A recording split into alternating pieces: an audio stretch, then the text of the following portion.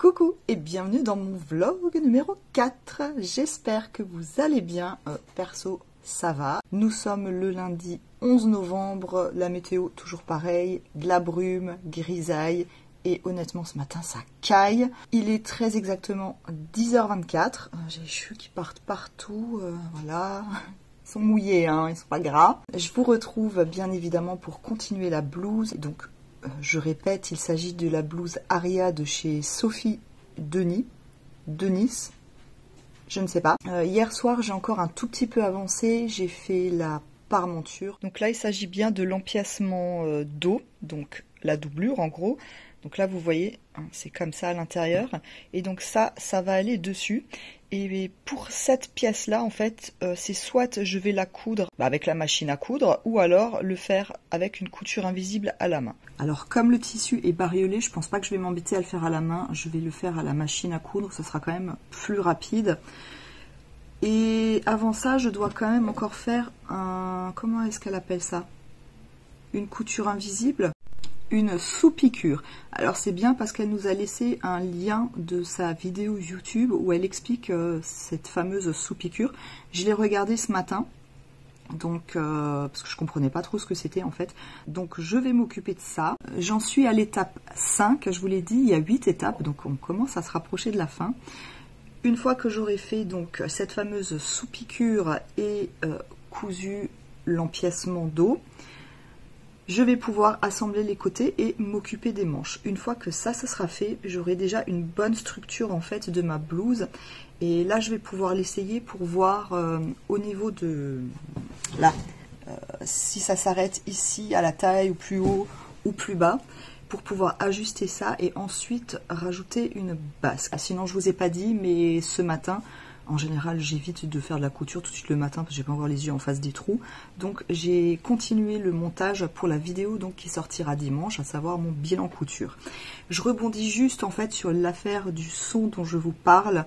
Vous êtes quelques-unes à me dire que là, le son, ça va. Alors, en fait, il ne s'agit pas du tout du son sur les vlogs. Parce que là, présentement, je tourne avec mon téléphone. Le son n'est pas exceptionnel, hein, c'est pas une qualité professionnelle, mais ça passe plus que très largement. Là où j'ai un souci, c'est au niveau du micro de ma caméra. Donc je le répète, le premier, il est mort, ça faisait un grésillement.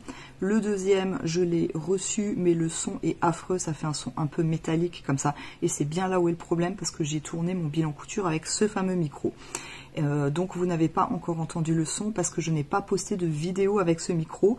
Mais la vidéo que je vous sortirai dimanche aura un son un peu dégueulasse. Voilà, comme ça vous êtes au courant. Il sera inutile de mettre des pouces en bas, je sais que le son est pourri. Voilà qui est dit. Eh bien voilà, on peut voir que j'ai posé la parmenture. Oui, vous avez vu, j'ai laissé le soutien-gorge, hein, il ne s'agirait pas de se balader à poil non plus. Évidemment, je l'ai posé sur les deux côtés, étant donné que ce sont deux pièces, parce qu'il y a aussi la pièce empiècement dos, donc on rattache les deux parmentures sur cette fameuse pièce.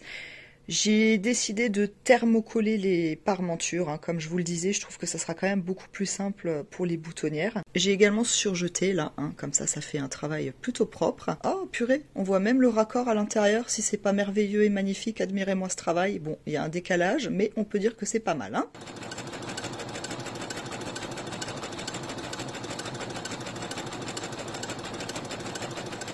Je vous retrouve, il est 14h30. Désolée d'ailleurs, je me suis rendu compte que juste avant, j'avais du noir un petit peu sous l'œil. Comme j'avais les cheveux mouillés, je pense que le peu de mascara que j'ai mis a légèrement coulé. Mais bon, c'est un détail, hein. Ce n'est pas une chaîne de make-up, donc ouf. Donc, la blouse. J'ai fait ce que je vous avais dit, donc c'est-à-dire, C'est-à-dire quoi d'ailleurs? Bah, j'ai fait la... Je sais plus.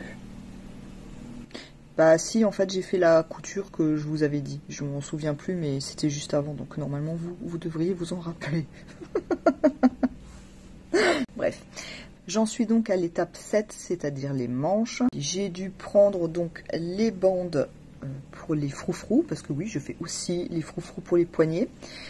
Donc j'ai pris les bandes des froufrous ainsi que les bandes des poignets. Je les ai surjetées à la machine à coudre. Donc ça m'a déjà pris un petit peu de temps, je vous avouerai. Et je viens d'assembler déjà le premier poignet. La première poignée. le premier bas de manche, voilà. Donc en fait, il y a 4 bandes, donc 2 par poignet, ça donne ça en fait. Et donc il faut que je mette cette partie-là qui est le froufrou sur la partie poignet, que je fronce, pour que ça fasse le tour, pour que ça coïncide, quoi, concrètement.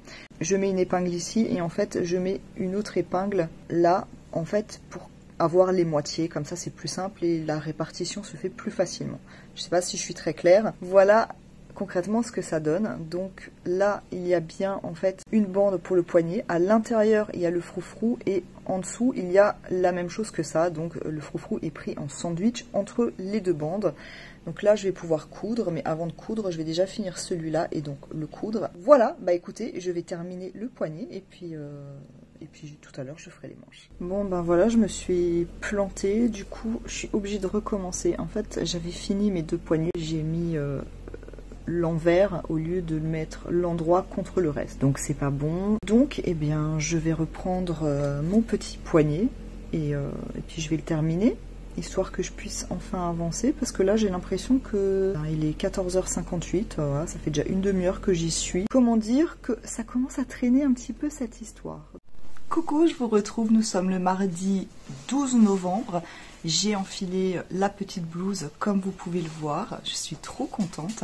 Alors j'ai mis des épingles à nourrice, j'en ai mis 2 pour pouvoir fermer et voir ce que ça donne. Comme vous pouvez le voir, j'ai posé les manches, je n'ai pas encore mis les poignets, je vous montrerai pourquoi. En tout cas, voici ce que ça donne. Alors je vous l'ai dit, je voulais raccourcir, je regarde là en même temps, j'ai le retour, ça me permet de mieux visualiser. Je l'ai raccourci comme vous pouvez le voir, ça m'arrive à peu près au niveau du nombril. L'idée c'était que eh bien, ce soit plus court pour pouvoir rajouter une basque et donc faire quelque chose par exemple qui arrive jusqu'à là. Est-ce que je vais encore un petit peu couper ou pas? Je ne sais pas. L'idée en fait c'était de pouvoir mettre une ceinture, de la mettre au niveau de la taille.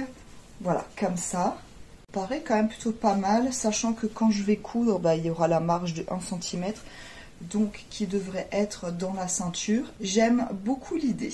N'hésitez pas à me dire ce que vous en pensez en commentaire, bien entendu. Donc, les poignées de manches, je les ai cousus, je vais vous montrer ça. Je les ai assemblés avec le froufrou, tout ça. Et en fait, là ce que vous voyez, j'ai déjà mis les fils de fronce parce qu'il va falloir froncer donc le bas des manches pour faire rentrer tout ça dans le poignet de manche. Mais j'ai un petit peu peur, je vous avouerai, que le poignet soit trop serré. Vous voyez, déjà là, j'ai pas un gros poignet, mais je vois que déjà ça coincouille un petit peu, comme vous pouvez le voir. Voilà, là ça va, mais si je fais rentrer tout ce volume-là là-dedans, bah, j'ai peur que ça rentre pas en fait. Donc je suis en train de me demander, est-ce que je dois pas les refaire avec peut-être un petit centimètre en plus? Franchement, je sais pas. C'est quand même un peu du boulot et j'ai pas forcément envie de refaire. Donc la prochaine étape, vous l'avez compris, c'est vraiment de faire les poignets et de les poser. Une fois que ça sera fait, concrètement, il va me rester à faire la basque et à la coudre. Donc ça devrait être plutôt rapide quand même. Et ensuite, eh bien, faire les boutonnières. Par contre, j'ai pas réfléchi aux boutons du tout. Faudrait peut-être que je m'y penche aussi. Je vais regarder les boutons que j'ai et puis bah va falloir que je me décide quand même.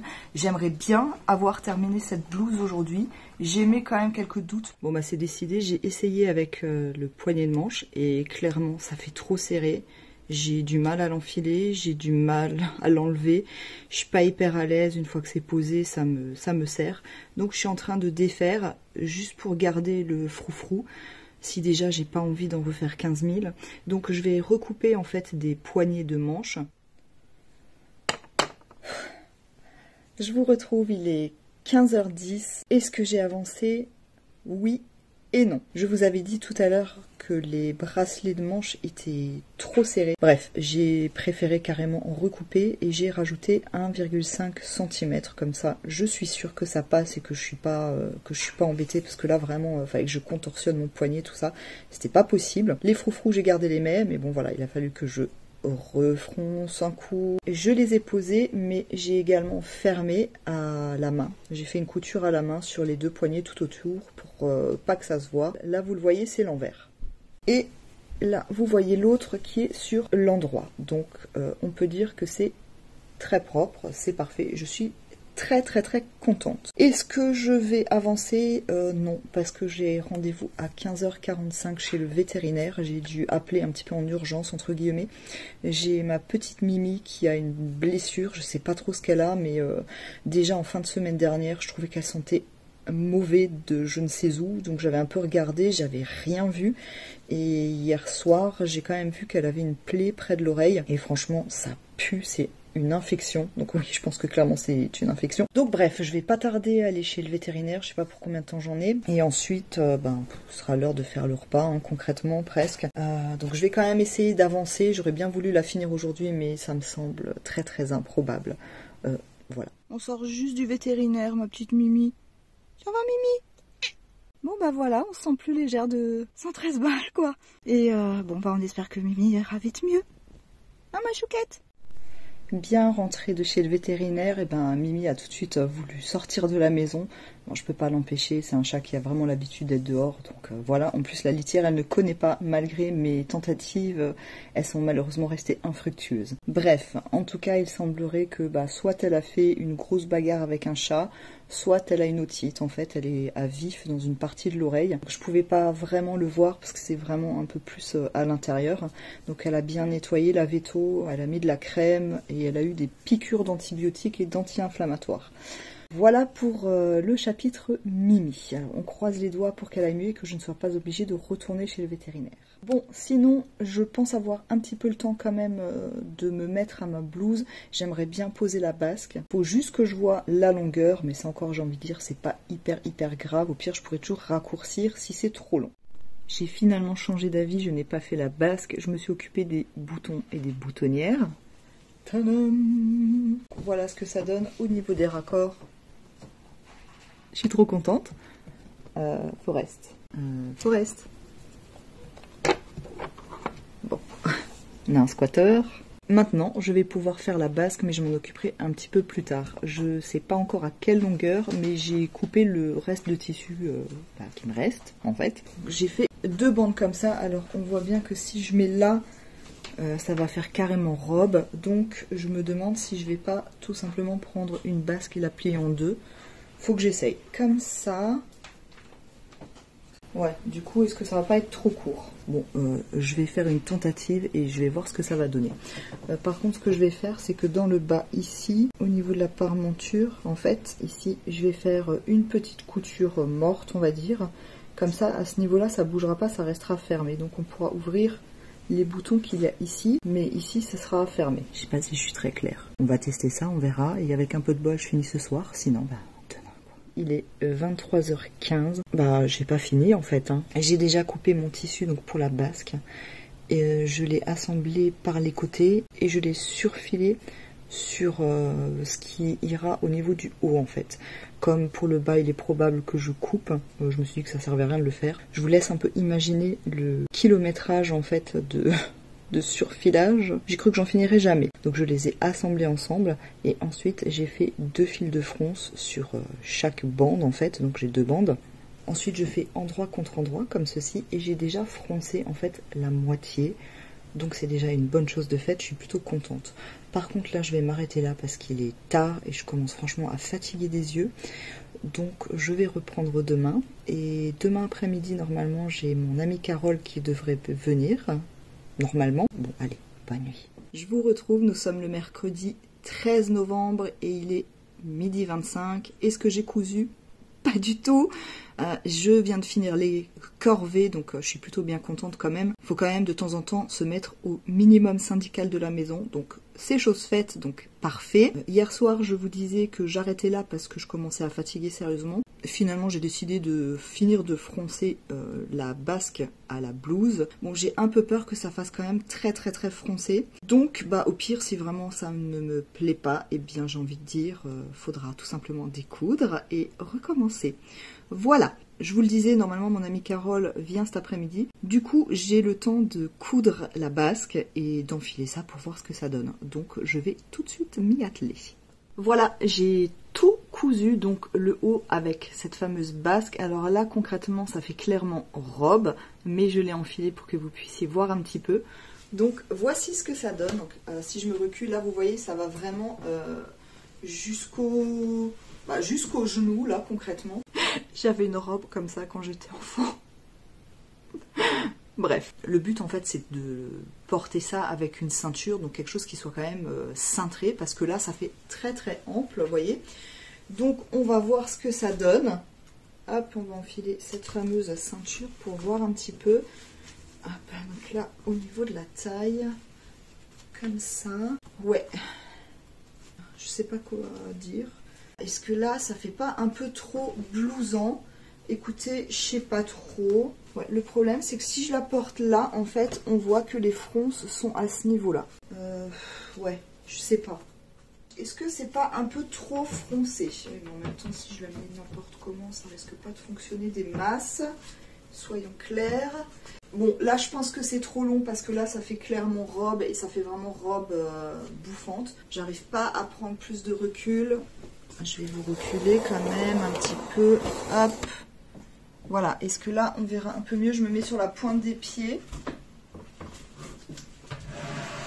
Ouais, on va essayer de la chaise, comme ça vous verrez mieux. Hop! Voilà, là vous voyez. Donc c'est vraiment avec ce genre de pantalon en fait que j'ai envie de porter ça. Je ne l'ai pas cousu en fait pour en faire une robe. Donc c'est peut-être ça en fait qui me perturbe un petit peu. J'ai plus envie que ça arrive là mi-cuisse, vous voyez, que ça fasse une espèce de tunique. Mais pas que ça fasse robe. Vous voyez, un petit peu, parce qu'en robe, je pense pas que je la porterai, je trouve que ça fait trop écolière. Donc là, il va falloir que je coupe un petit peu, mais je sais pas de combien. Ce que je vais faire, je pense, c'est que je vais attendre que Carole arrive, je vais l'enfiler, je vais lui demander ce qu'elle en pense. Là, ce qui me chiffonne, par contre, un petit peu quand même, vous voyez, on voit les fronces sous la ceinture. Le but, c'était vraiment que le côté cousu, en fait, vous voyez, là, on voit la démarcation ici, que ce soit dans la ceinture. Donc là, ça va.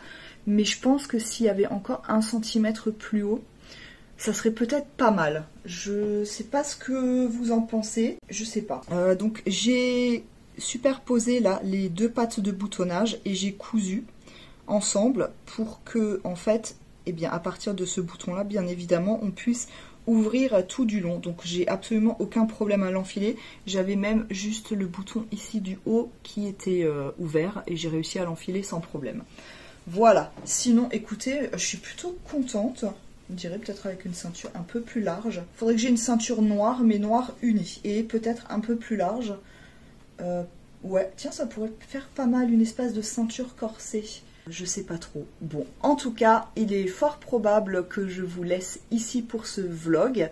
Et de toute façon, eh bien, je vous montrerai la pièce finie quand elle sera terminée, bien entendu. Et elle sera incluse eh bien, dans un bilan couture. Mais vous avez quand même la préface de ce projet. En tout cas, j'ai pris vraiment beaucoup de plaisir à coudre cette blouse. Je la trouve vraiment très chouette, je suis absolument ravie du tissu que j'ai choisi. Honnêtement, j'aurais pas du tout parié dessus, mais je trouve ça vraiment très chouette. Donc vous imaginez que ce sera plus court et vous avez eh bien, la blouse terminée. Voilà, n'hésitez pas à me dire en commentaire juste en dessous ce que vous en pensez. Personnellement, je trouve ça plutôt mignon, même si le côté robe me donne un côté très écolière des années 80.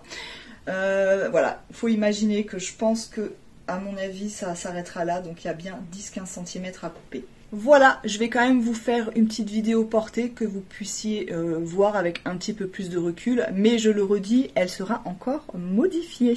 Voilà, en tout cas très chouette patron. J'ai autant aimé l'assemblage du PDF que la coupe du tissu. Il y a tout qui s'embriquait nickel sans aucun problème. Au niveau des explications, honnêtement, je les ai plutôt suivies à ma sauce, mais je les ai quand même trouvés plutôt clairs. Donc vraiment, c'était un pur bonheur et merci à Sophie pour ce patron. Je l'ai payé, hein, je l'ai pas eu gratos, mais merci à elle d'avoir patronné ce joli patron que franchement je trouve absolument magnifique et qui sera certainement encore cousu parce que je vous l'ai dit, j'aime bien utiliser plusieurs fois le même patron histoire de le rentabiliser tout simplement. Voilà, et bah écoutez, en attendant le prochain vlog ou vidéo, je vous dis à très bientôt et je vous embrasse fort. Bye!